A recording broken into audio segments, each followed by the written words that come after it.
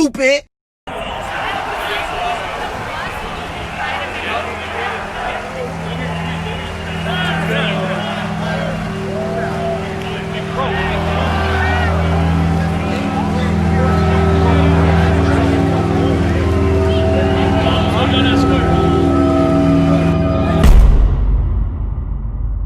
Not with the hype, the hype, the hype, the hype, the hype. Hello. I play some soca vibes for Jamaal. Me and my friends. That's his world. Is here to destroy your party. You are static. I had some stress, so I take some shots. But the amount I take, really touch the spot. Especially since we're not getting any Caravana, so why not? I say go to the bed, you can't go to your bed. So I say, who is talking and where you from? The boys tell me, my name is Mr. Rum. You hear the iron, that means it's start. Don't let no party style you. Not with the hype, the hype. Anything, from tell me to grab something. Anything, I just want Grab to something, pick up grab something. something. Every man grab something. Anything, what you want to grab something. Anything, from tell me to run with it. Run with it. Run with it. Pick up something, start to run with it. Almost like the road, almost like the road. Run with it. Almost. Run with it. Pick up something. I don't see you, Brandon. There you go. Give me your Trini heritage, bro. Flex your Trini heritage, man. Oh man, You yo. from Trinidad, Brandon? Trinidad and Jamaican. Yes, I'm a mix. The best of both worlds. Great. Yeah, just like me. So we're Yeah, and me. You're full Trini, right? Yeah, my parents are. Okay. I'm from here. And Patrick's a yard man now. He's just a yardie, but he loves Mom, soca mom, fets. mom. He loves soca fets, though. He's one of us. You gotta love them. Mandem. It's not with a hype thing. A war. Wagwan Guppy. Well, Yes, yes. Where's my drop? The we world go. general speaking. Yeah, man. We're here surviving. Let me show the fit. So Oh. you can see that. You know. Nice shirt. What does it say Thank for you, the thank you. what does it say for the listeners? For the listeners, you're right. Young, black, and gifted, something we gotta stress, especially during this time. But we're here, man. Happy to be here. And Brampton. Brampton's finest. Oh, doing well, man. Doing well. Definitely a heavy week, but yeah, excited to have this talk, man. Excited to get into it. Yeah, of course, and I'm happy to be here as well. Shop like Shaq. You waste you. And I mean, we have a very, very special guest, and I mean, this has kind of been, it happened really quickly. I didn't think we'd have him on so fast, but I guess considering these circumstances, I think it's a great episode to have you on. So without further ado, we have NBA All-Star, NBA Champion we can actually throw on there. Woo! There we go. Former Toronto Raptor as well, which is crazy because he's from Scarborough. Crazy. Hey, big up Scarborough. He also won a national championship in the NCAA, so why not throw that on there? We have Big Cat Jamaal Magloire joining us. Thanks for joining us. Hey, what's up, guys? Thanks for having me.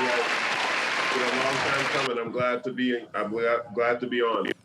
How you been since all this has been going on? Are you fully converted to hermit status? I see you've also been very active lately, but how's things been?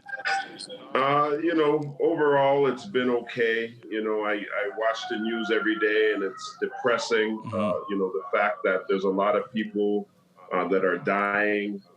There's a lot of infrastructure deficiencies that we have. You look at the long-term health care system and what they're going through, and it's really sombering. So I have my lows with that, but overall I've been God willing healthy. I've been in seclusion for the most part, and just following the orders, trying to chip in and do my part in keeping our city and our country, safe from this COVID. So yeah, lately we saw like I said, you've been pretty active, and I guess that's been in conjunction with your foundation. Yes, sir. I feel like too often than not, we get ignored as a city, and there's not enough that me personally that I could do and that we all could do And sometimes we got to understand it's not only monetary, you know, it's not like donating money. I mean, even though that's good and it's encouraged because hospitals could always use it, I think about like what else we could do. And if you've seen some of the clips in the past, you even see like they have a little a parade of cars in front of hospitals honking their horns and cheering for the frontline workers. Yeah. And that doesn't cost anything, you know what I mean? So I think there's so many ways that we could all chip in and try and help and encourage each other through this time of uncertainty, that I just tried to get into, you know, our 3 hospitals in Scarborough and donate some food. And though it's small and trivial, sometimes it goes a long way, far more than you and I may even understand. You know, those guys work 12-hour shifts day in and day out and have to go home, you know, to their families. And the fact that they're there trying to protect us and are among the sick, I just think that they need a little special encouragement because they're human like everybody else.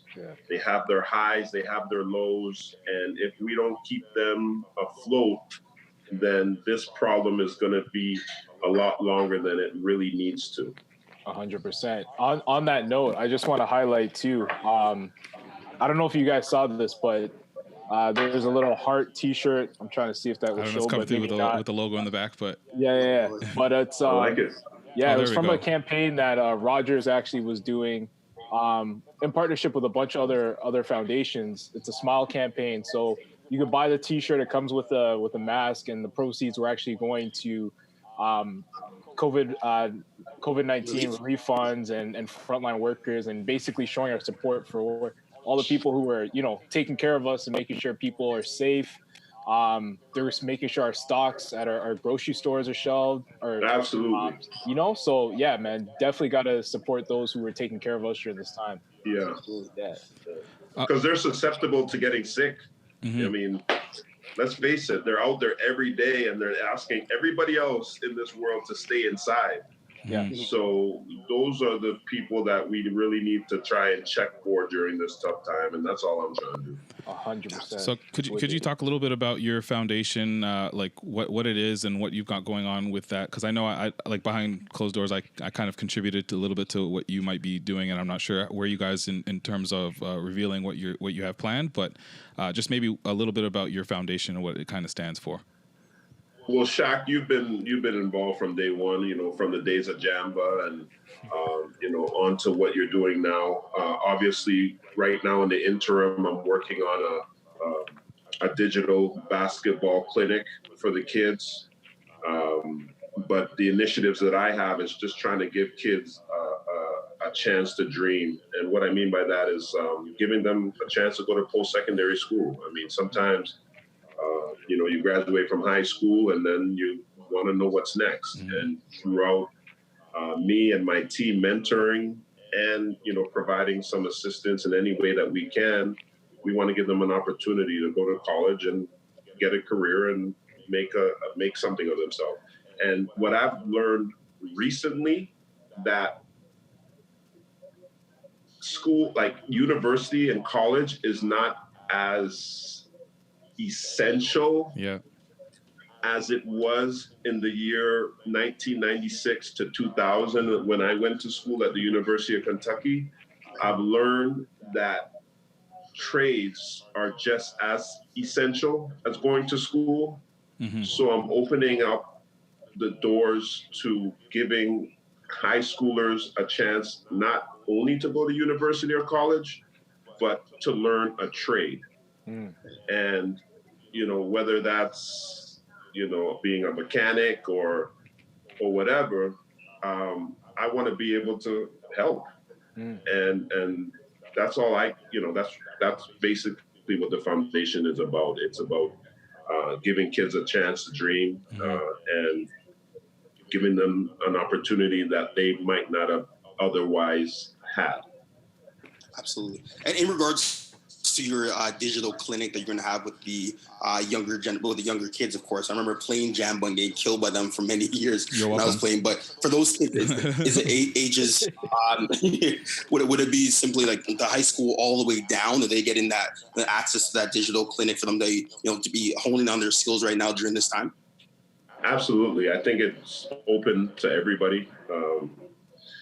I realized that basketball has magnified so fast, with the Toronto Raptors and all the Canadians that we have right now that's in the NBA. Mm-hmm. I wouldn't really want to limit it. And I don't think there should be any limits on basketball because we can't even go outside right now and play anyway. Yeah. So I'm not going to limit it to any age. Whoever's interested, whoever wants to be a part of something great. Right. I hope I could say I have a little experience in basketball. Just a little. So, I mean, to get this tutelage and for free from the guys like Shaq that I've taught is just why not? Yeah.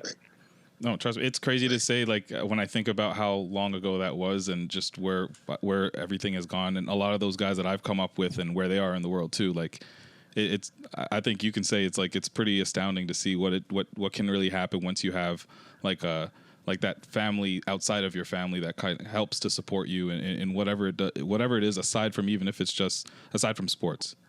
Yeah. Yes, sir. You're absolutely right. The support system is key. Even with me and my transition from leaving, high school at 18 and going away to the University of Kentucky, I don't think I could have did it without, a good support system and some of the people like Simeon Mars that came down there with me and both of my parents. I've been very fortunate that way to be raised by, both mom and dad. So very humbled in a lot of ways. And I realize how important having a good support system is. I want to ask you about that time transitioning from Eastern Commerce to the University of Kentucky. Was it, because obviously back then, was it when you got onto campus in Kentucky, was it the transition, was it too difficult, or how difficult was it for you to transition in that period of time in your life? It was very difficult, leaving Canada at 18 years old and all I know is Toronto, I never even left the city of Toronto that much unless I had a ride. I've never to this day has taken the GO bus or the GO train or the CNN rail or anything like that because all I know is the TTC and Metro Toronto Police, within those four walls of Port Union, Steeles, Kipling, and Queens Quay or Lakeshore. Yeah. That's all I really knew from being born to 18 years old. Wow. And then, having to uproot myself and go by myself to the University of Kentucky, it was a culture shock and it was very, very, very difficult to deal with initially. Mm-hmm. I used to drive home on the weekends and drive straight home. Wow. 10 hours. Wow. Because I wanted to, and that was for 2 days. And that was the culture shock that I had that I couldn't adapt to. And then as soon as the season started, which was March Madness, which was October 15th, when you're practicing 7 days a week, that shit ceased immediately. Yeah. So all the ripping and running I was doing, trying to get home and hang out with my friends and stuff like that while I was going to the University of Kentucky in my first year, was being homesick. But when the season started, you couldn't leave. I just stuck it out. And by the next year, I didn't even want to go home, because of the experiences and the people that I met down at the University of Kentucky. So did you learn to make roti by this time, or? There you go, that's what I'm saying. I learned to make roti before I left. I was so Caribbean, and I didn't want to detach myself from that. So I remember bringing a whole bunch of soca CDs. Back then we had CDs and it wasn't digital music. Yeah. And would really keep it going. I wouldn't lose touch with what was going on back home. Yeah. So I guess that transition was crazy, but like I think from there you probably kind of got into a comfort zone, and then from there on out it was just kind of. He pretty much brought soca to Lexington, Kentucky. That's I crazy. did. Facts. He really Facts. did. No word of a lie. Wow. That's amazing. Insist that it be a part of me and what I did. And, you know, unfortunately for my roommate, because we had roommates in college, but that's how the ball bounces sometimes, you know. I feel like you've been, before you actually got the official title as one of the ambassadors for the Toronto Raptors. I feel like you've been indoctrinating a lot of the American players to coming to Caribana in years past. Pioneer. Facts. I have, and it started before I was, you know, with the Toronto Raptors. It started as a player, you know, in Charlotte. They've heard about it even before they met me. So the fact that I'm solidifying it and that I have my own stories are true, or what we call band. It was easy. It was an easy sell, and they love the experience up here in Toronto. Oh, of course, we know. What was it like for you to actually play here, though? Like, just in perspective, I think I want to link this question: play here and then eventually win a championship here as well, from the perspective of being a dude from Scarborough. It's very, very humbling, and it makes me emotional to think about. You know, the humble beginnings here in Toronto and leaving when I was an 18-year-old, turning into a man and coming home, playing, being the first Canadian to play home and retire here, and then have a job. I was there that night, actually. Right after that. This thing has taken a 360-degree you know, turn or circle, you know, like I finished right where I started. Right. And for me, that's so humbling. You know, some people in their whole life, and there have been better players than myself that have never had the opportunity to play for their hometown. And not only have I had an opportunity to play for my hometown and be Canadian, playing on Canadian soil, you know, to win a world championship as a coach has just been a storied career for me. You know, it's been such a ride. It's hard sometimes to think about the past, but you know, where we are now is good, and I'm happy. I'm happy for the city. I'm happy for, you know, myself, my family, what we accomplished. You know, I'm tired of hearing, you know, shit like the Crafters or, you know, they build you up just to let you down. You know, and that was a bunch of bullshit. And, you know, we're proven we're the best team in the world. And we're going to continue to be that. You know, we're champions, and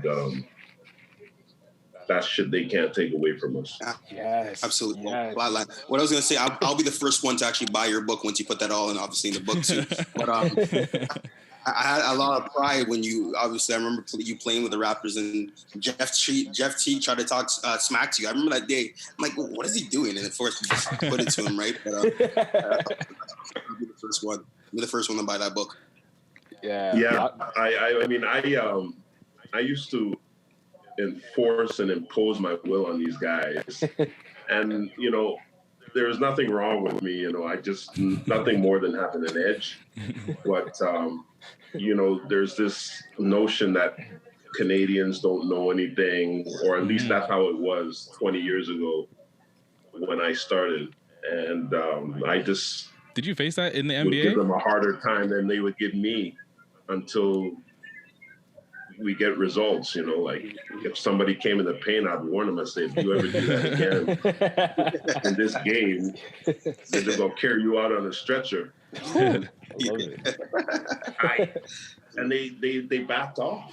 Yeah. I mean, I wasn't gonna. Half of the time, I probably wasn't gonna do it. But all you have to do is just show them, question them, and put them to the test, and let's see. Yeah, that's the Scarborough mentality, right there. So when you talk about Jeff Teague and guys like that, they're good guys, but they're very well. They could be persuaded. So did you face a lot of that? Like, because I know just playing at a competitive level, being Canadian, going over the States and playing in those type of tournaments, immediately you're excluded and discarded because you're Canadian and that team, whatever about those guys, until you actually get to playing, and then you got to disprove them. Did that carry over, or that kind of dynamic carry over even at a professional level too? Did you find? Yeah, I think in college the game was a lot different, and I think that my game was more suited for the NBA. Even in college, I was very physical, more like a hockey player than a basketball player, and would be called, for a lot more fouls, and I had a lot more technicals than everybody else and stuff like that. But I think at that time, the NBA was rugged. They were fighting, they were pushing, they were holding, they were grabbing. And the transition might have been a lot easier for me than most. And I had a good career. I had some good veterans. I had a guy named Derek Coleman that was a basketball thug. Eldon Campbell, PJ Brown, blue collar guys that are going to go into the field and do whatever it has to take, do whatever they have to do, whether it look good or not, in order to win games. And it just fit and clicked, and the rest is history. Yeah. I want to ask you one thing about, now the current team. You have guys like O'Shea Brissett out of Mississauga, Chris Boucher out of Montreal. Does that give you a sense of pride knowing that, back when you were coming out of Eastern Conference going to Kentucky, like you open up the doors in a sense for these guys to actually be able to live out their dreams at home as well too? Absolutely. I believe in my heart, not to brag or to boast, but I think there's been predecessors before me that had some influence on me. Bill Weddington, Rick Fox are guys that come to mind. Bill Weddington won championships, and Rick Fox played for Boston Celtics and the LA Lakers. So that's all we used to see back in Canada. 25 years ago, NBC on Sundays, it was the Lakers and the Celtics. There wasn't ESPN for us in Canada or any, streaming or anything like that. So to watch those guys, they really inspired me, playing against Jordan and some of the greats. And I would like to think the same way about guys like myself and Steve Nash and Todd McCullough. It was only 3 Canadians in the NBA at that time. And I know that there were young Canadian kids watching at that time. And I hope to say that, 2-time MVP Steve Nash had some influence on Canadian basketball, if not all. He's the greatest. But I think we did open some doors for the guys behind us, and they're going to do the same. So I have a 2-part question. So first part, considering you brought up that you got to play against people like the great, Michael Jordan and people like that.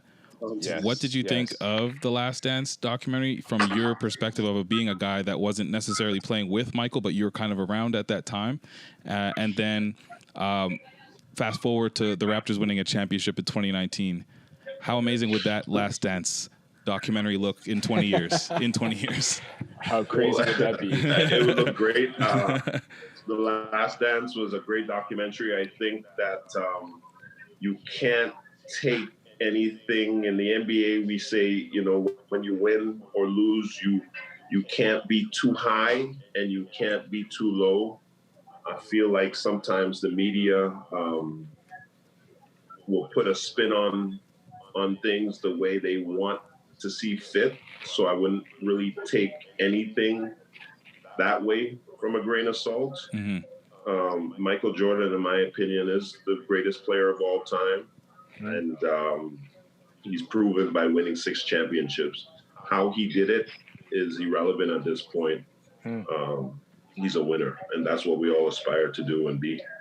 So, and then even also from the perspective of you, who had the luxury of, or the luxury of actually playing with LeBron James, another guy in that conversation on that Heat team that was first put together, if I'm not mistaken.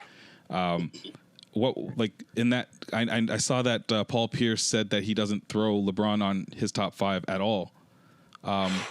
Where do you throw LeBron in this conversation, as you've already solidified Michael as number 1?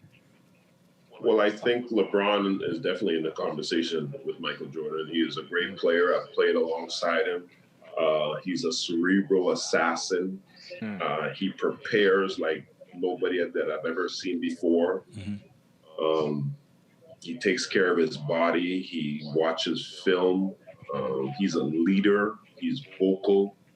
He's everything that basketball player should be. He's definitely in the conversation. But I think at that point it's preference. I think at the end of the day, we all aspire to win. And I think Jordan has the edge because he's won 6 titles, and there's nobody, in our recent history that has done that. So, based on winning, I would say Michael Jordan has proven himself as being, a great player. And then, go ahead, Pat. No, I was just gonna say it's funny you say that, because I think if it wasn't for The Last Dance, Michael Jordan's perception, especially in this generation, would have gone sort of unnoticed, or they wouldn't have appreciated how great he was. Especially guys like us who are under 30, we didn't really get to see Jordan. So I think The Last Dance was so important to not just for Jordan, but the legacy of what basketball was like in the 90s. Because without that, like you said, we don't get the LeBrons, we don't get Kobe, we don't get none of these guys without Jordan and Scottie and those guys paving the way. So I definitely agree with you, the mentality that they had. And then lastly, I wanted to bring up the NBA season, the likelihood that it's going to return, and it does seem like it probably will in some shape or form. Are you excited?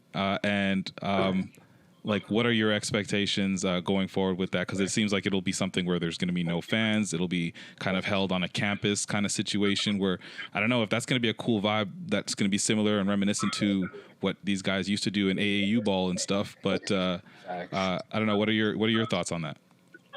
My thoughts are obviously we're moving in the direction that we are going to finish our season out. It's going to probably be at the end of July. And I want to play. That's what we all want to do. If you look at the statistics, most of us want to come back and play the game. It's just unfortunate that there's not going to be any fans. I don't know how that dynamic is going to be. Yeah. I don't know how that dynamic is going to be, but we're willing to play. We're willing to give it a shot and see how it goes. This may be the new norm, and we got to get used to it. We felt like we have an advantage. We're healthy. We're strong. We've been working out in the off season, and we're not afraid to play anybody at any time. So yeah, let's throw it up and see. Just see the best man win. For sure. Let me, Jamaal, let me ask you one last question, or one final question on my end. What do you think of the formats? I don't know. I mean, nothing's for certain here, but out of the formats they've thrown out, people have talked about a World Cup scenario where we do like pools. It could be a play-in tournament. What do you think about those, and what would be your favorite option or your top option? Well, I think, my best option is just calling the Raptors back-to-back champions. Calling it a day. I love that. Let me airborne that. I don't know why they're wasting their time. You know what I mean? Yeah. I just work here. It's work. So, besides, I think the round robin's intriguing. It really puts some suspense behind it. Yeah. I think if they include the point system, it'd be even better because you're pushing to score more and you're pushing to play defense to stop them from scoring more. Yes. I think that dynamic seems cool. I wouldn't do it every single year, but based on this season and this year and how it went, I think all options are on the table. And I think this year would be the time to try something different because it's such an odd year. To try this next year, I don't think makes sense. I think we're going to start sometime in the late year, our 2020, 2021 season. Yeah. That's something that we wanted to try for a long time as well, starting later as opposed to October 31st or the end of October. So now is the chance to try different methods, different things, and see what would work. And the round robin is definitely something different. There you go. And I guess lastly, before we let you go, do you think we should have 2 different channels that we broadcast these games on? One channel with like mad trash talk and all the cussing, and the other one with clean so that the kids can watch too. I think the way this year is going, I think now is the time to try it. Yeah. Just get me some basketball. Get some basketball there. Try something. Yeah. Because something has to change. We gotta get better. Oh yeah. Absolutely. All right, Jamaal, we appreciate you joining on this episode. All your Thank insights. You guys were a lot fun. of fun. Thanks for humoring me. Yeah, of course. Big up to Scarborough, bro. Yeah. Big up to Scarborough. And please hurry. Keep working on getting us another ring. We need that. Yeah, absolutely. That's what we're on that. All right, thanks, Joe. Thanks, man. All right. There you have it. Scarborough legend, Toronto Raptors champion. That's how you start a pod. That's how you start a pod, especially honestly, on that's how we start. That's how you start a pod on a rough week. Let's go, man. Yes, Let's go. Yes. Bring us back in, bro. Oh my god. And that was a really good conversation with. I know, but we gotta bring it back because sometimes the pod has like a side A and a side B. Ooh. Yeah. A little bit. So without further ado, I've been bumping Houdini, RIP Houdini. Let's go for it. Let's go. Break that shit for the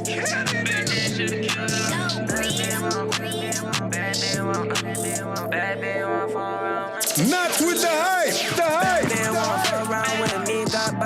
And the bandage, so I can't go to sleep to pat down. And he can't even handle him, Keo, he a thug. I'ma fly out from Cali to go Vancouver. I'm on my shit and I'm fucking it up. And then I know that they fucking with us. Thinking I got it like three in my cup. If it's shred, I'm pouring up. My hit stay put he me chunk. Her ass fat, don't give a fuck.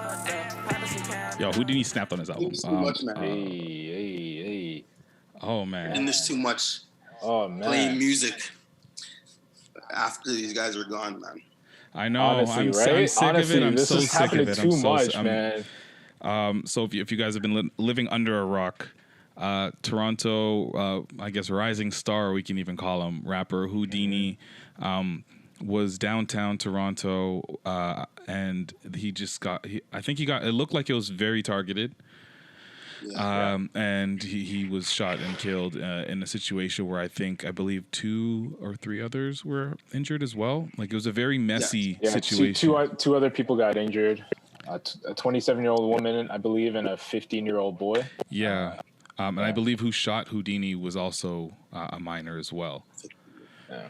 So that's been like very tragic to hear. And then I hate also like Brandon said, like this is the time where, oh shit, now we're going to all start listening to Houdini. We saw like his Instagram followers jumped like 40K in the day that he died. Like, that's so weird to me. That is weird. That's nasty, a weird one. It's a little bit nasty, I think. Like I get it. Like, but you know, rest in peace and prayers to his family. And you know, I saw like, you know, the impact that he had with one of his fans that came to come to the, you know, the spot where he unfortunately passed away. And like, he really had an impact on the streets. I think, to be honest, like his audience definitely skews a little bit younger than us here. Which is why I haven't really ever had a focus for like even really consuming his music. But like, I could see where he was going, especially in the way that like I saw Meek Mill posting that this guy died, and you know, the impact on big stars like you know, Tory Lanez was mosh up. You know, I saw that. I saw a very sad video. I was just like, you know, going through his memories and shit. Like, and man was in the studio with Pop Smoke too, and I'm like, this is. There's a lot of sadness around this situation here. Yeah. Once again, he's like a fan of a lot of kids in the high school. Like all high school kids love this guy. Like I asked kids like who their favorite artist is, and they would say Houdini. Like multiple kids have told me that, right? Yeah. So yeah, his fan base is obviously large within the younger audience, but it's just unfortunate, man. Like I'm just sick and tired of, you know, playing these rappers that have passed away's music after the fact, right? I did appreciate his music when I was here. I did appreciate it for what it was. Yeah. The thing that was eerie to me is like the moment I heard the shooting, no word of a lie, I had the feeling, my first thought was, oh no, I hope it's not like another artist or something. Really? Oh, so you heard that there was a shooting before they identified who was involved, and that was your first thought? Yeah. And I immediately got thoughts of when Smoke Dog. Yeah. Sorry. Yeah. When Smoke Dog, you know, was murdered, and that happened downtown as well, daylight. So it's just the moment I heard that, I was like, please no. And yeah, it was, you know, they didn't confirm it for a while, but the streets knew, you know, people knew already, social media knew. It's just so sad, man. And then to see the disrespect that was happening, Toronto Sun, Toronto Sun specifically. Yeah. Nah, man, that ain't right, bro. Yeah, it was for clicks, bro. It's nasty considering like what people are. I don't know. I don't even think it's just even for clicks. I have no idea what the intention is at that point. Like, it literally makes no sense why you need to be funny and cute with a guy's name because he passed away.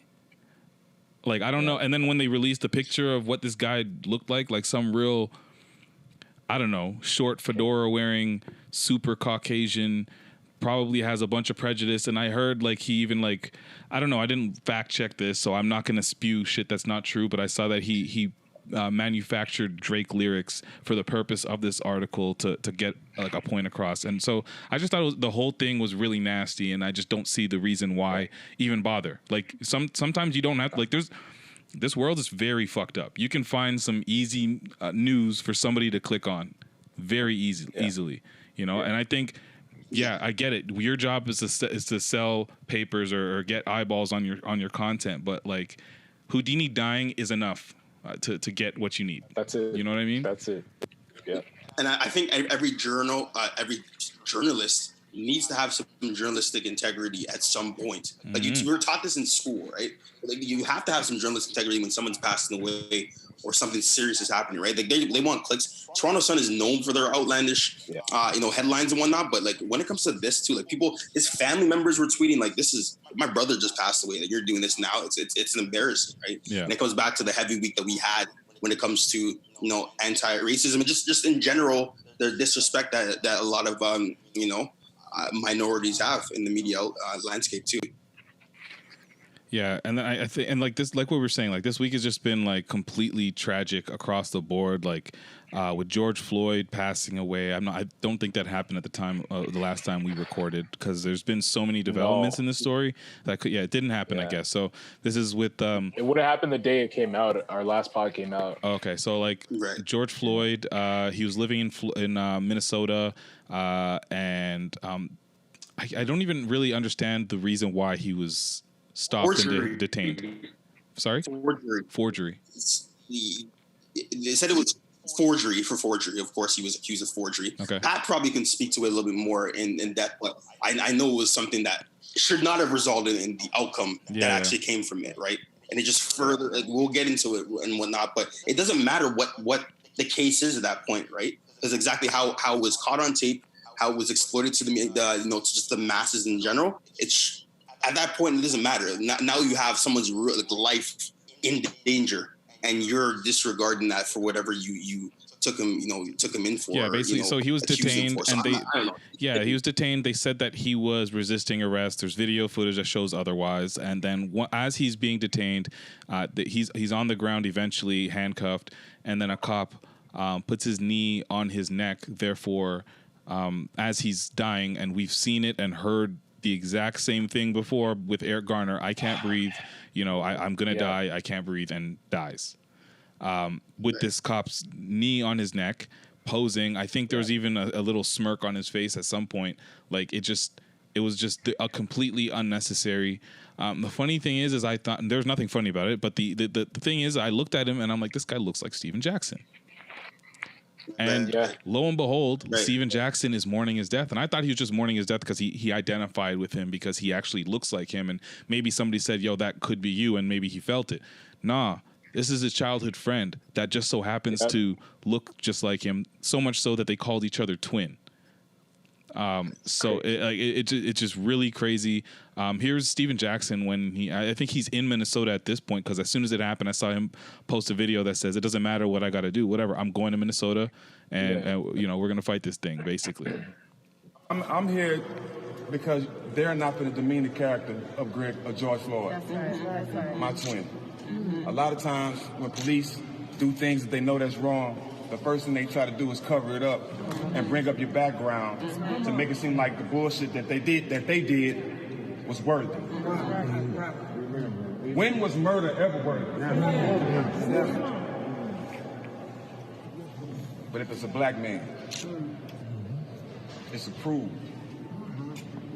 You can't tell me when that man had his knee on my brother's neck, taking his life away with his hand in his pocket, that smirk on his face didn't say I'm protected. That's right. That's what it is. Yeah. And to add to this story, George Floyd, I think he had a little bit of a rougher past, right? And he's not a Minnesota native. I can't remember where he's actually from, which is also where I think it's somewhere in Texas. But anyways, he's from wherever Steven Jackson's from. They grew up together, and he had a rough past. Relocated to Minnesota to be a better man, and he was very vocal about it on his social media. He was trying to better himself. He became a truck driver. He was really proud about that. Steven Jackson even sent him like a bunch of clothes. He took a picture because he was so excited to wear his drip. Like, this is all fairly new. Like, this has just happened, more or less. Yeah. And with this guy who's really just trying to do better and do right by himself, and was excited about his future, and so excited to to share with Steven that he had to relocate to better himself. This happens again, and we're starting to see protests. They're getting violent. We're seeing things where there's a little bit there's looting, there's fires, there's explosions, there's windows being smashed. We're seeing undercover police smashing windows allegedly to make it appear like to really demonize these people. Donald Trump saying as soon as the looting starts, the shooting starts. Like, this is completely all the way fucked. And I think as a black man, it doesn't matter where I'm from, if it's Toronto or Minnesota, this is super fucked up and very hard to kind of stomach after seeing a history of this over and over and over. And then if you want to layer on top COVID-19, so we're already like, there's just so much frustration right now. This is just a bad, really bad fucking time. Man, we just had to deal with this. Like, what, a couple of weeks ago, we were talking about we're talking about a black man getting gunned down, and now we have police who are supposed to be protecting our communities killing one of our own. You know what I mean? And it's crazy. The one good thing that I can say, if there's any silver lining to this, is that they have charged one of the cops now with manslaughter and third-degree murder. So that is, a sign. They should be charging the other three as well, who just standing there doing nothing. But, we'll see what happens. But at least there seems to be some movement happening there, and I hope these charges stick. And I hope this disgusting cop spends the rest of his life behind bars. The sad thing is that as we were getting set up to record this, I did see some other breaking news, and I'm really hoping, again, this isn't true. But they did an autopsy on George Floyd, and they're saying that his death is not due to auto asphyxiation. So basically, he was not suffocated to death. They're saying. So they're saying that apparently he had some pre-existing conditions. They're also throwing in the fact that, or they're just throwing in that they're just saying, oh, he also may have been intoxicated, or whatever he was intoxicated with at the time might have also played a factor. So basically they're just saying like, yo, this cop didn't do yeah, exactly. So come on. It was yeah. So I didn't know how to feel. Like as soon as I saw that, I had to close my phone really quick and pour up a drink. But like it was, yeah, it wasn't good to read and hear if that's at all where they're going with this. It's so crazy because even in like the school boards as well, they're advocating right now heavily for anti-Black racism. Pretty much to combat it in a sense, right? So like there's so much happening right now, and this week has been so crazy. Mm-hmm. But just understand in this situation, like if you are silent, if you're not speaking out against it, if you're not saying, okay, this is wrong, we have to combat anti-racism. If you're not saying anything like that, like you're part of the problem. Really, that's what it comes down to, right? Like this is a problem that's been, entrenched in systematic oppression for a long time, right? So seeing this stuff happen over and over and over again, you can't help but, obviously Martin Luther King III said, my dad said back in the day that rioting is the language of the unheard, right? So everything that's happened in Minnesota right now, like it's one of the only ways that a lot of people, are, especially black people, are heard throughout this time, man, because it's getting crazy. Well, yeah. How many times can we just do the same things when this shit happens? You know what I mean? Like, we're supposed to just be the better people. We're not supposed to be violent. We're still supposed to obey status quo. We're supposed to still respect and appreciate and expect that police are going to take care of us. And, these are isolated things. But no, like, this is like eventually, fuck that. Like we've been kneeling. Imagine, because I did see some pictures of this dude who kneeled on Floyd with a MAGA hat. But imagine if Donald Trump years ago supported and said, maybe, you know what? What's the football player? Kaepernick. You know what, Kaepernick? you might have a point. And then NFL doesn't react the same way. He plays and continues having a career and becomes like he still continues to becoming the advocate he is, but gets the support from white supremacists number one. Maybe we're not going to get a bunch of these other situations, and like it's hard to say that like if things don't play out a certain way years ago, people's sentiments don't become so. Their racist sentiments don't become so prevalent, and then all of a sudden, in their line of work, they're able to do shit like this.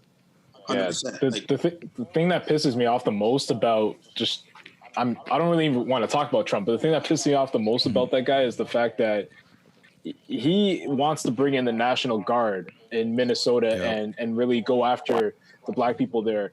When riots happened and it was white supremacists, he called them good citizens, good folks, liberals, right? Like what? Who is this guy? Like this guy he just needs to go, man, because he's not doing anything. A president at this time should be standing up for his country, should be standing up for his people, right? And he's not.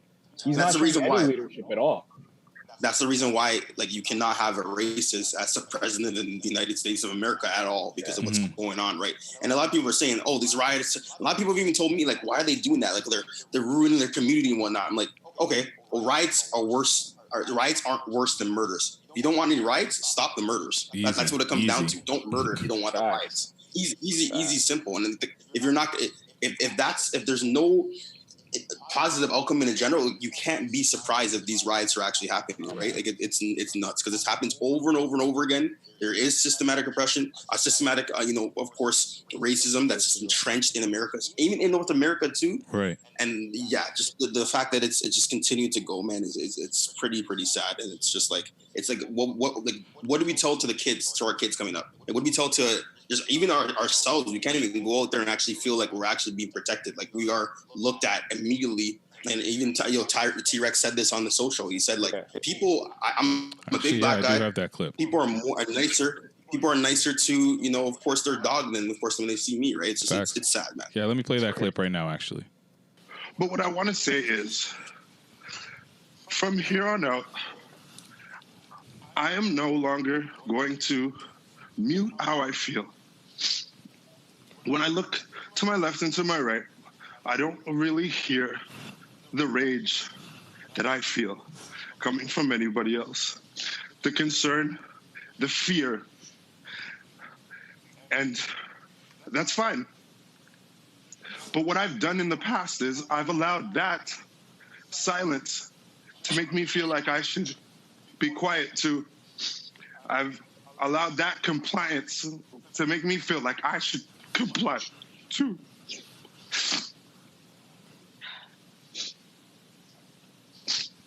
Not doing that no more. But what I want to say. So yeah, I feel him. I feel him in so many ways because that's how I feel. I woke up like that this morning.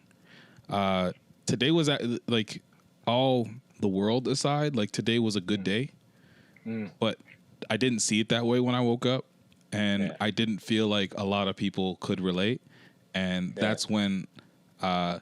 Like I don't ever like similar to what T-Rex is saying. I don't ever really like show my like where I stand in a lot of things on social media at all. And I don't know if you guys saw my story today, but I was like just straight up like, yo, I'm sad, I'm angry, I'm upset, I'm exhausted, I'm just tired. Like I am all these things and I just don't know what to do or say. And I'm not gonna just go on like everything's just status quo because you know, I just after seeing so much of this shit, fuck that. I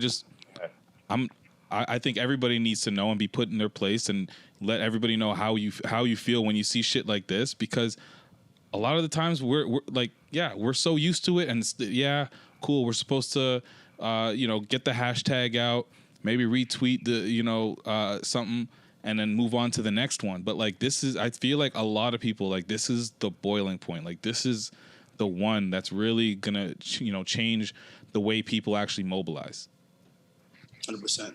Yeah, this one was tough, man. This one definitely. I don't know if it's because of COVID. It's because of Ahmaud Arbery. A few weeks earlier, like all this stuff. This one just hits different, man. And I think Houdini passing earlier in the week and just everything happening. And then there was that woman that apparently or allegedly was pushed off a building in Toronto by Toronto police. And we have no idea if that's true or not. But like, I'm seeing that happen. I'm seeing Houdini get shot. I'm seeing Ahmaud Arbery. I'm seeing George Floyd. And I'm locked in my house. And there's this deadly disease that's killing a lot of minorities, black people as well. Like, this is just like a lot. Like, I'm at my boiling point. I'm at my wit's end. Like this is not an easy time. And I think like even like when I was talking to you guys in our weekly meetings, like I wasn't even really planning on telling you guys like how I've been feeling. Really, just being overwhelmed.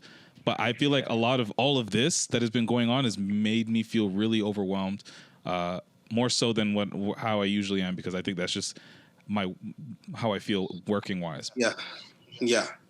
Like what I'll say too is like I always draw back to the occupation too that I have, and every February in Black History Month they have something where it's something called We Rise. So it's kind of like just combating anti-black racism, pretty much, or black racism in school because it's such an issue with kids being de-streamed and the fact that there's really systematic racism for young kids in school. And I think like every time I have those sessions, it's like people would be asking me questions like, "Oh, how did you feel? How did you feel? How was your experience in school? How was your experience when you listen to this?" And I'm like, sometimes I'm like, "Oh, this is like an uncomfortable position for me to be in because I'm one of the only black people in this room that can actually express myself and whatnot." But it comes when it comes down to it, it's not just black people that can come out here and solve these issues, man. It has to, like, everyone has to be united. Everyone has to play a part in it because we can't be the only ones advocating for ourselves. Right. The whites, everyone has to shoot down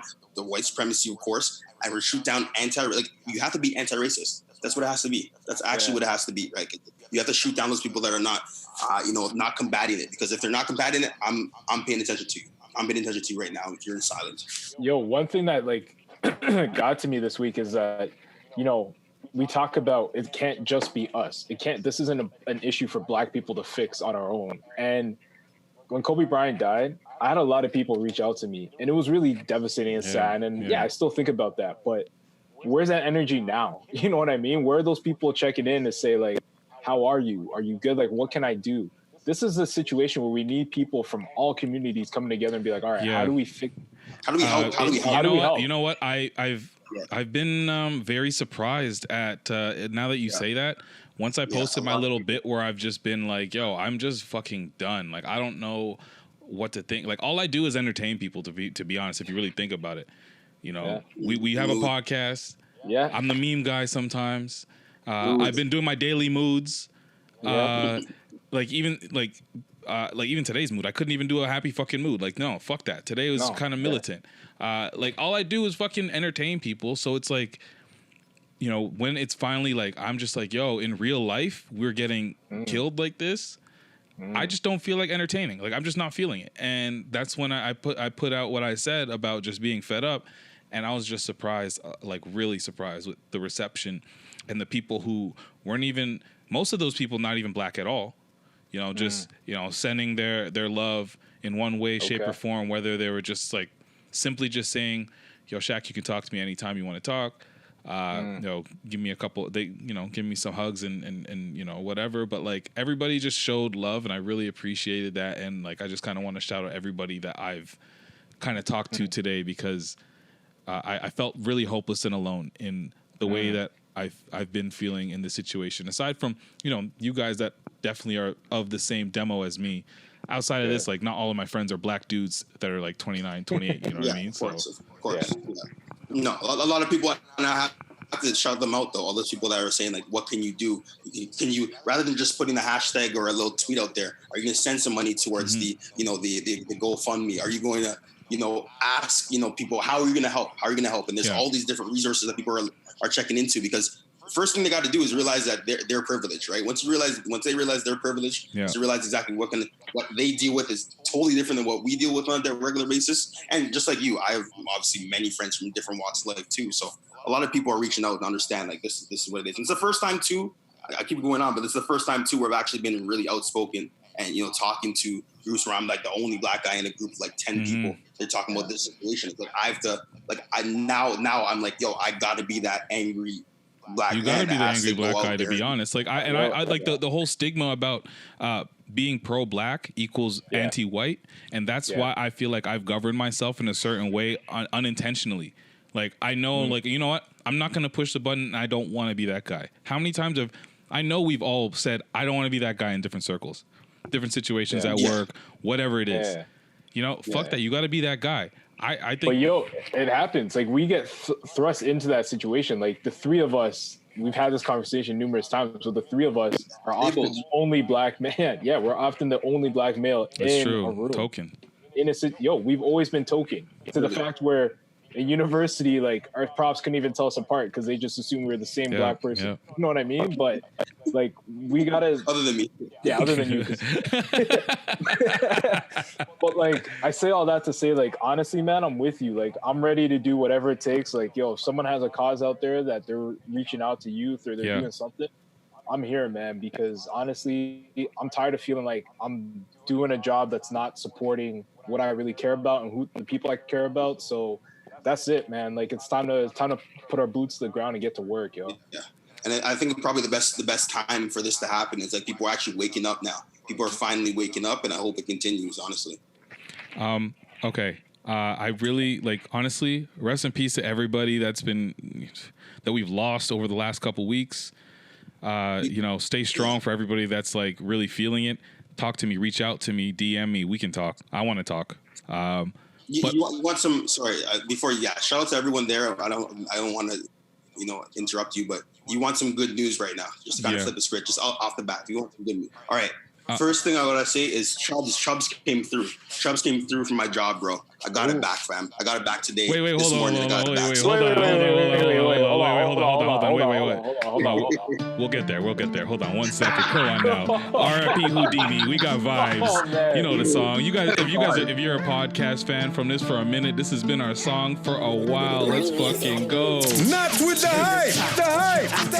She up a brick in her panty, SYG and Houdini. I think she she wanna get battery. I put the dubs on my backy. This cause he kick like Messi. I leave this scene so messy. I got a walls up from her and her bestie. All right, now tell me more. Tell me more. Oh, who saved your life? Who saved your life? Shout out to Auntie. Listen, This guy said shout out to Auntie. You're a fucking idiot. You're so dumb. Yo, stop this. Shout out to Yo, this guy. Shout out to Houdini. Shout out to YG Houdini. This guy. But yeah. Okay. So Chubbs, I remember back in the day. For our listeners, of course, there was a time when I was in Vegas last year, and I saw Chubbs, and I'm like, Chubbs, like, bro, I just. If you don't know Chubbs, Chubbs is like away. Drake's right hand man. Yeah. Drake's pretty much like, yes, right hand man. He grabs his things, does everything for him. So pretty much. This guy is reckless.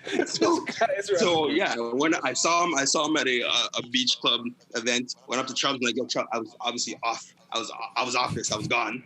Went up to Chubbs, please. I saw OVO Mark there too. Yo, talk to Doug Ford, man. I need my job back. He's like, bro, I don't know Doug Ford. And then I was obviously not escorted out, but I left myself. I was escorted. Area, but yeah.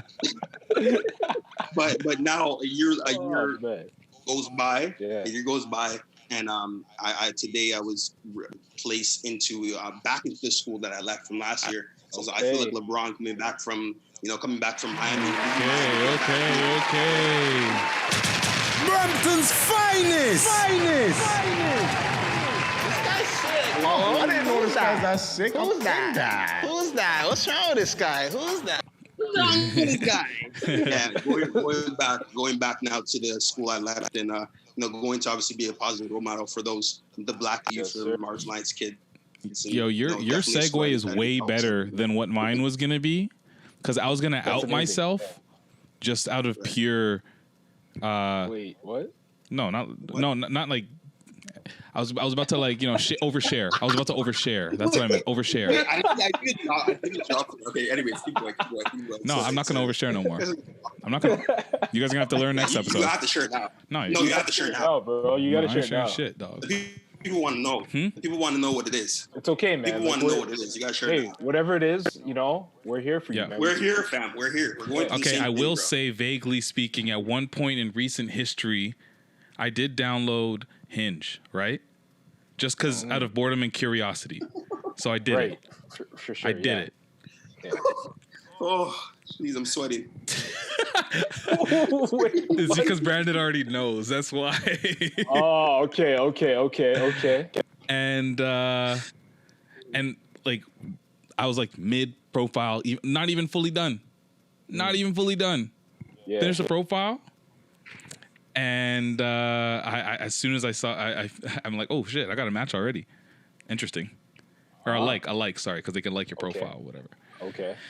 And as soon as I looked at who it was, it was.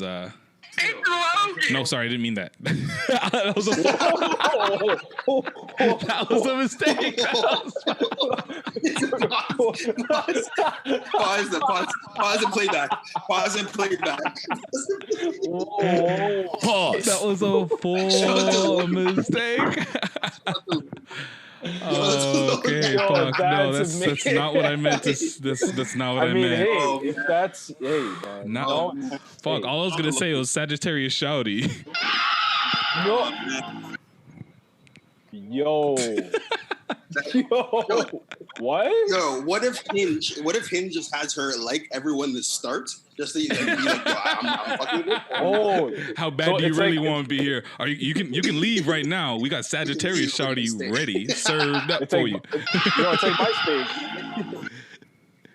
No, it's like Tom from MySpace because everyone's. So yeah, I immediately said nah, and that was the end of that. So I was just sharing. That was going to be my segue. That was going to be my segue. I mean, you should have just left it. You should have just kept it. Yeah, you should she out here she out here ending Hinge careers off rip. she reminded me why I'm social distancing. Damn, if you don't know who Sagittarius Shouty is right now, do a quick Google or check the nasty ass Six Buzz. I'm sure it's buried somewhere. Her nastiness. No, she was Debbie before Debbie. And you know what? The segue was going to be sick because we played Auntie, where it's all about getting bat treat. and she's a local battery. She up a brick in her panty. SYG and Houdini. I think she wanna get battery. So yeah, that was just a segue, dog. I mean, it's not supposed to hit a pillar of one of our docket topics. I mean, that was crazy. So a truly star-studded podcast. We gotta get her on the podcast. Everyone tweet Sagittarius Shorty. Sagittarius Shorty? No. Ooh, yes. We should say yes. Let's do it. We're gonna do a virtual date with Shaq and Sagittarius Shorty. You guys I think Hinge. Listen.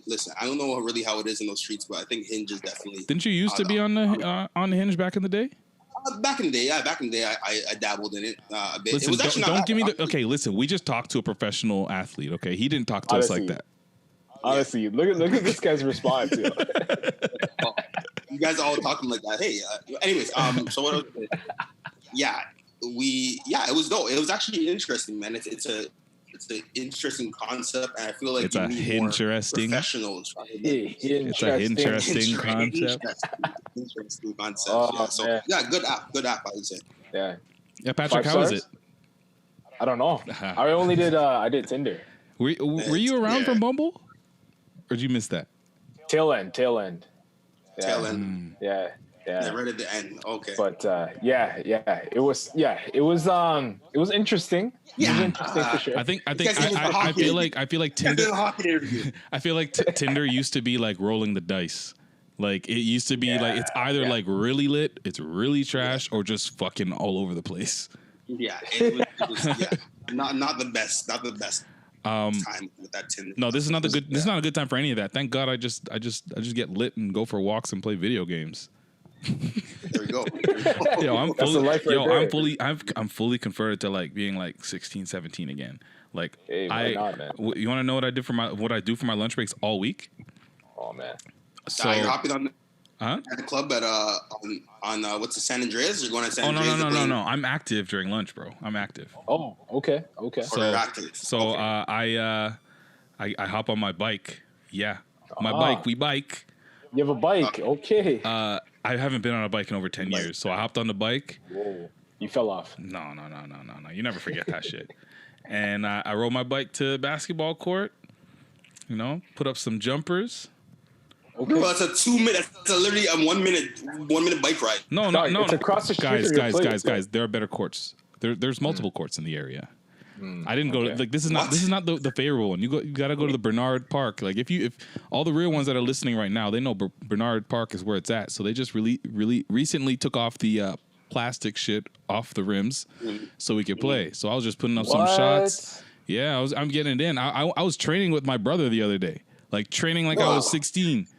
What? Yeah. We don't have that. We don't even have rims, bro. To be honest, I was in Markham last weekend, and I was shooting around too on a school. The school had like 6 different basketball nets. The only problem is that if the ball goes astray, the other people, you have to run before they get to other people because they're gonna touch it instinctively. Ooh. Yeah, exactly. Ooh. Yeah, exactly.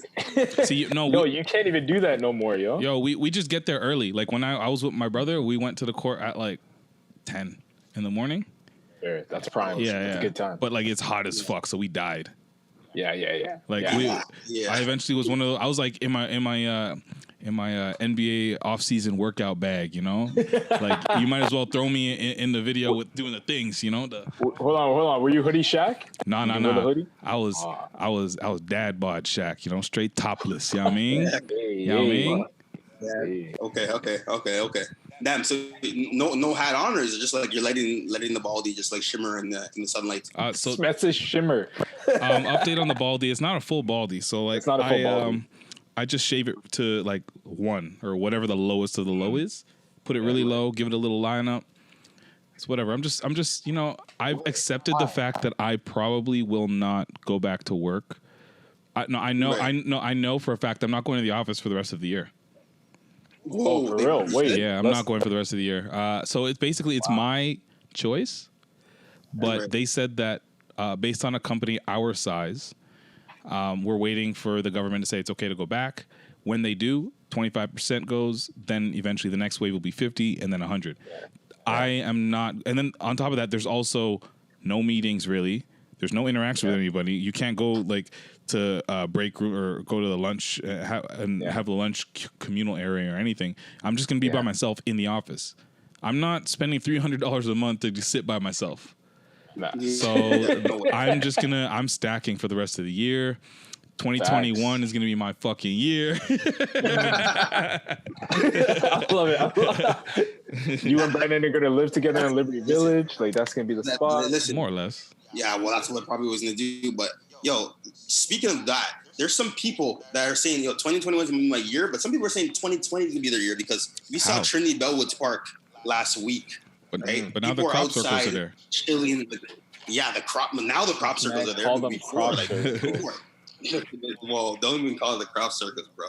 Anyways, yeah, it's crazy. It's crazy. I don't even know if we want to talk about that. Trinity Bellwoods being nuts outside. People just don't care, man. Not at all. And a man like Doug Ford told everyone to get tested. If you were there, he said get tested. No. I think he's a bad man to even say that. Facts. If he was in these streets, go get tested. Don't come around me, fam. Just go get tested. Come around my end, But I kind of am looking forward to 2021, obviously, to get out of this year, but it's gonna be hectic, man. Like it's gonna be crazy. Yeah. Every single event that was supposed to happen this year got pushed to next year. Yeah, so it's funny that I thought that this was going to be the year that was going to be the most expensive year in my entire life. Facts. Turns out I'm saving the most that I've saved in since I had my life together. That's a long time. A month ago. Since I was like in autopilot mode off my first job. I think my first job is very easy to save and do everything, right? And then since then, I've life just gets too lit and real. And so it's been more difficult. But like this is probably the best year since my first year of like saving to be able to claw back and do whatever the fuck I want. Like I go to the LCBO once a week now to buy up 2 bottles. Now I got a bar. Damn. I'm sipping once a week. Wow. Once a week. I got Stone and Gravel. I sip good. I sip good now. Hey, that's some good stuff right there, bro. Yeah, if you don't know about Stone and Gravel, that's the Ray and Nephew mixed with the Stone's ginger wine. And Stone's ginger wine. You can't find Ray and Nephew anywhere in Richmond Hill. It's gone. You gotta come to the ends, bro. You gotta come to Scars. Yo, I found it eventually. I had to go to multiple locations. They're in multiple weeks. They're like, I went to the one. They're like, no, we don't have any. The old this old Russian lady at the LCBO. She's like, I'm like, yo, do you have overproof rum, the Ray Nephew one, white rum? She's like, no, we're out of that. And I explained to her that was overproof. It was like 65%. She's like, but we have alcohol 90%. I'm like, what? Down, dude. He's like, down, dude. I'm like, wait, what? And I'm like, so what kind of alcohol is it? She's like, alcohol. I'm like, what the fuck are you saying? You sanitizer, bro. But I'm like, I'm also like a little bit curious. So I'm like, I'm like, well, how much is this alcohol? And then she's like, it's $100. I'm like, I'm just trying to make a drink. I want Stone and Gravel. I don't want alcohol to die. I'm not trying to get fucked up. Like, come on now. Yeah. Oh my gosh. Yo, bro, I remember the last time I drank, I got super turned. I haven't even told you guys. That's the reason why I was like, yo, I'm not drinking for a long time. I've been drinking like a good 2-3 weeks, bro. I've been drinking a long time. Really? Well, actually, no. Last week we had a drink. Yeah, you drank last week. Yeah. You drank live on the pod. You took a shot with us. I'm like, yo, Brandon, take a shot. Goo goo goo goo. This guy goes. It feels like it's a long time ago. I mean, real drinking. Real drinking. We're actually going at it for real drinking. Anyways, I haven't had a bender. Yo, I do it all the time. You ever been ram squaddled? Man's a ram squaddled. I hate that I like it. I hate that I like it. But that's a ram squaddled. The funny thing is, the drunker and drunker you get, the harder and harder it will be to pronounce it.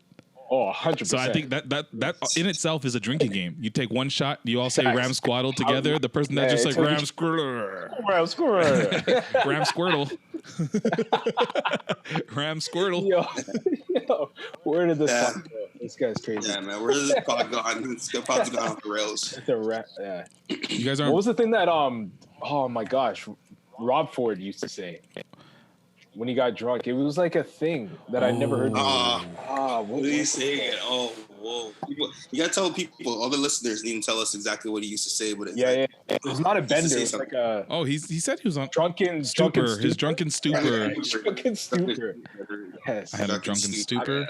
Yo, I've been on like a 2-month drunken stupor. Just constantly drunk. 2 months. Perfect. Yeah. Come on. Yes. Perfect. You have to use that more. What the hell? Oh, that's new. Perfect. Oh, that's new. I added that one and I added this one, but we're giving the man's too much sauce. Yeah. You can't drop it all. Yeah. No. So, do you guys have any plans for like the lit weekend safely? We're getting closer to being able to touch each other. Touch each other. Pause. Whoa. Don't worry. I said I paused it before you did, so this is not weird now. I completely made it not weird by pausing it before you could react. You made it more weird by like. See, I obviously don't get this pause game because I don't pause and then you guys lose it, and then I pause and you guys lose it. So tell me what you guys want. Just don't say things that require a pause. So you're good. Yeah. Man. So, anyways, we have any? Yes, but we're getting closer to being able to be around people. People, yes. See? But the second wave is still coming. Alive. Yeah. Alive. No, of course. Wait, are you asking a question? Or are you testing out how to use the word ally? I'm trying to make it formal. Yo, an underrated thing. Alive, right? Can I say something that I've noticed the last couple episodes that we've recorded on Zoom? Yeah. If you watch Brandon, and then we just keep taking turns talking, you could see who he's looking at because of the color that's reflecting off of him.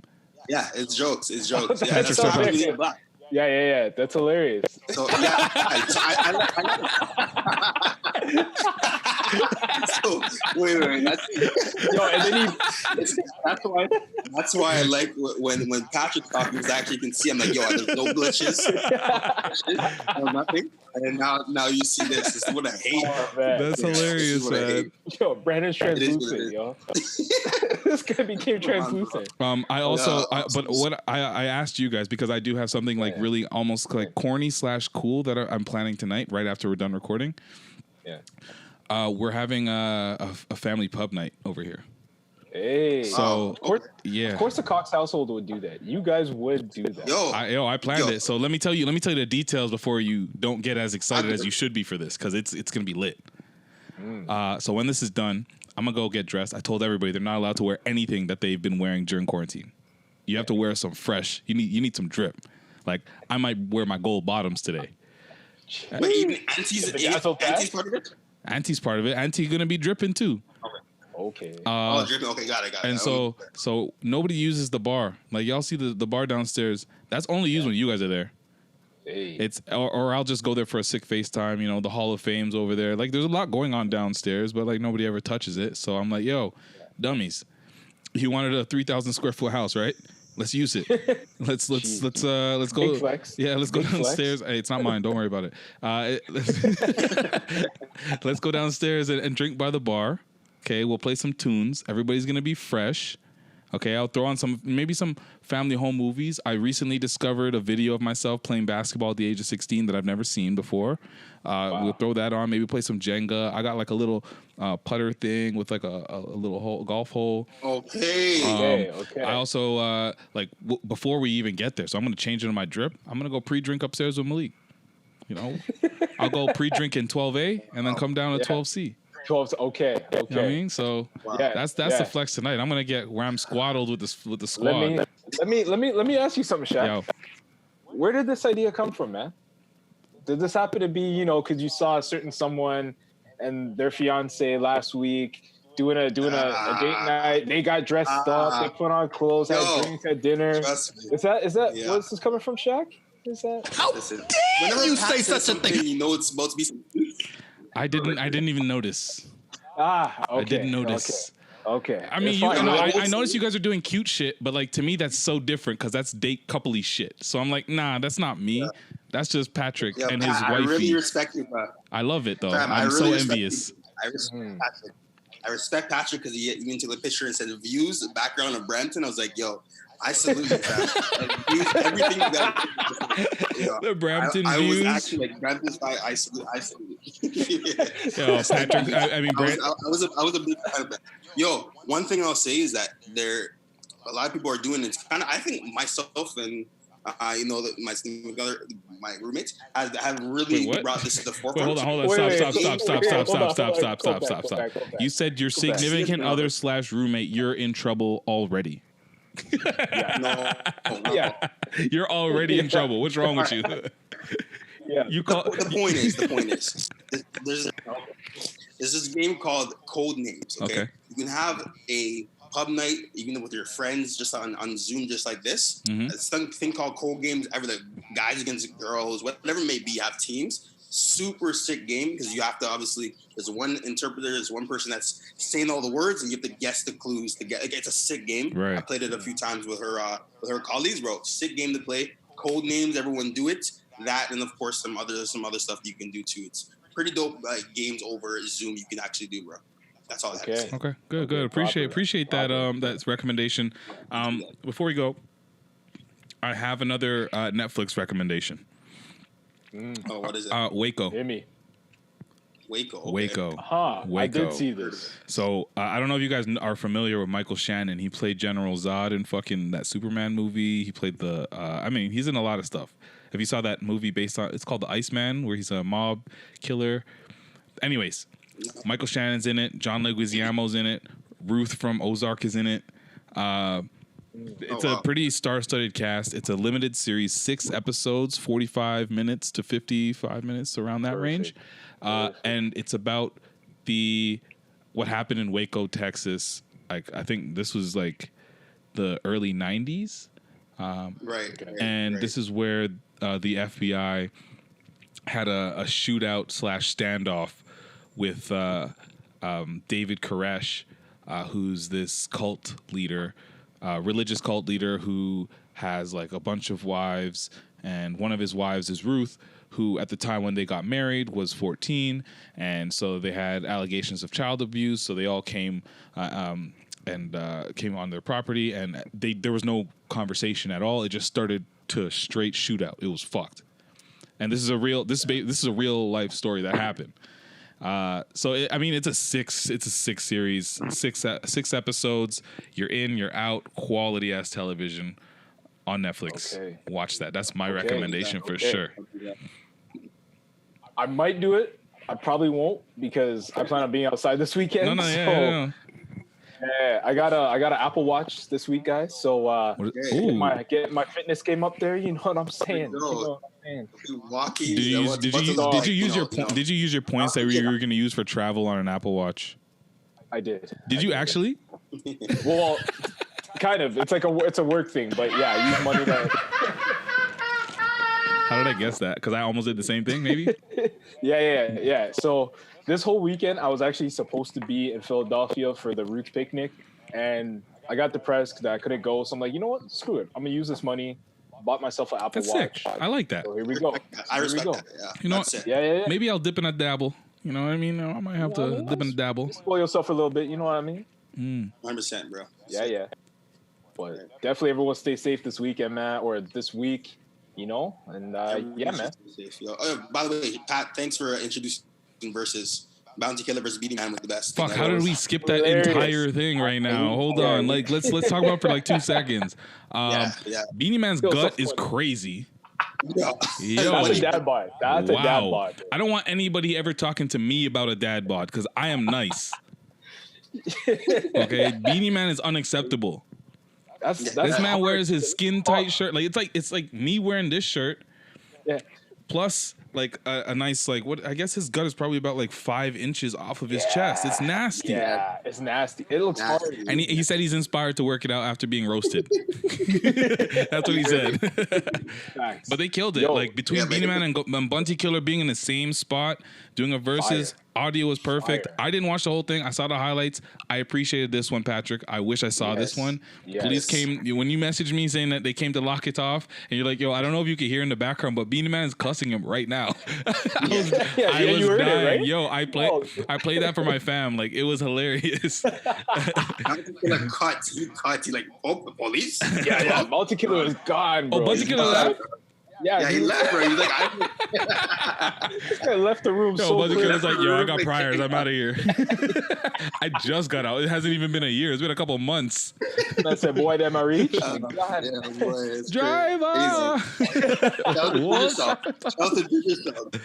Digicel held it. Yo, Digicel held that strong. Yes, what, Digicel powered the Wi-Fi? Yes. I've never seen a strong connection like that in my life. The strongest was Digicel, man. Oh, crazy. man. Yeah, the versus has been proper. The one right after that was super trash. Yeah, and then I saw Swizz Beatz basically saying that, like, these guys people aren't using the kits that they send them, because they send them kits to actually be able to put together the highest form of quality to do this. So now they're making it mandatory, no longer just suggested, because who wants to see some, whatever, like, who wants to see somebody play music in their space through whatever phone or device is Instagram living? Like, that's not a vibe. Exactly. You don't want to see that. Nah. But Auntie Killer, Beanie Man, they represented for Yardis. They represented for JA proper. Big up. Patrick, hold on. I got breaking news. Hold on. Jeez. Hold on. Where's it right there? Hold on. Kirk Franklin is gonna face Fred Hammond in the next verses. I was about to say it. Fucking right. I was told that. Wait, you can't. Hold on. You can't use that drop. Okay. Hold on. You're right. You're going with the gunshots. And you fucking right. Okay, hold on. Let me try. Let me see if I can do a holy. You can't do that. Let me see if I can get you a holy drop combo. I think that's all I can do. All right. Yeah, we'll work on it. Work on that, DJ. You're DJ. Hold on. But yo, work on that. Oh my. Anyways, continue. This guy's the worst. But yo, I'm actually excited for this versus. I was told that I was told that you fainted at the announcement. Oh yes, I was. I had a few hallelujahs out there. But this is gonna be lit. This is gonna be good, man. These guys, their energy. Imagine, like, picture Tory Lanez, but like gospel version. That's Kirk Franklin. That's the type of energy. God. Okay. And Fred Hammond is like, who's a big guy that like bounces like a DJ Mustard? A big guy that bounces. What's his name? What's his name? Duke Deuce. Duke Deuce. Yes. Gospel Duke Deuce. Like, yo, the energy is gonna be crazy. We need this right now. This should be good. I'm looking forward to it. Yes, sir. Right. Yes, sir. All right, now we'll leave him off with that, with them holy vibes. Pastor, give him your the world generous speaking. Yes. Patrick Dennis Jr. on Twitter, Instagram.com. Check it out. And then my guy from Brampton. Brampton's finest. You already know what it is, man. G_JB on Instagram and Graham_JB on Twitter. And myself, Shop Like Shaq. Shop Like Shaq. You waste you. Shaq with a K, no Q. Now with the hype. We'll be back. Episode 82 just soon. Compound. Young, black, and gifted. R.P. Houdini. This is a regular blackberry. That's got a nigga like a Charles Barkley. Damn me on this little broccoli. I got a fuck from my car key. Louis V stamp on a birdie. She give me bread, she so nerdy. She swallowed me like she Kirby. Her mouth was clean, but I left it dirty. Wasi felt like Larry. I felt like Wasi. One nigga up. Let's